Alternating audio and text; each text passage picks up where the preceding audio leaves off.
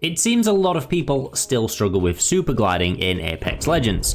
It's pretty old moving tech, but it's actually really easy to do once you get the hang of it, so let me show you how. So you might be thinking, what exactly is super gliding? Super gliding gives you an initial burst of velocity when climbing over any object in the game.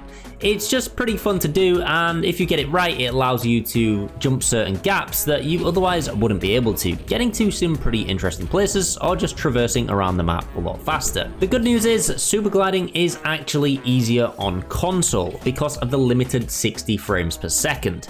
The more frames you have, the harder you will find it to do, as it will all come down to crucial timing. So how do we actually do it?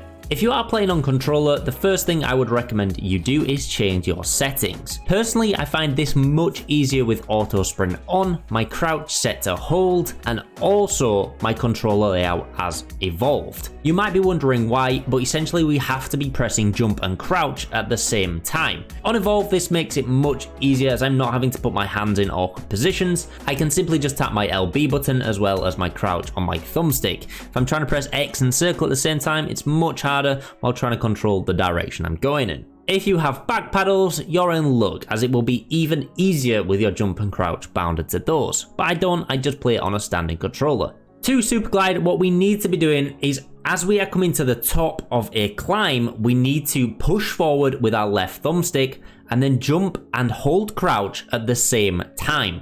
This will propel us and give that initial velocity boost. It's all about timing, so you will need to practice this to really get it right. I've practiced this over and over and over. It literally comes down to timing and muscle memory. So how can you actually tell when you hit it? Well, you'll see your kind of screen give you that little speed boost that looks a bit strange. And honestly, that's the only way I can describe it. You can go to anywhere in the firing range to practice this.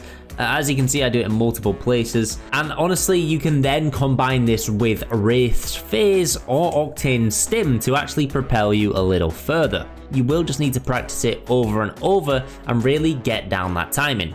If you're too early or too late, it won't happen, which is why this is much easier on console.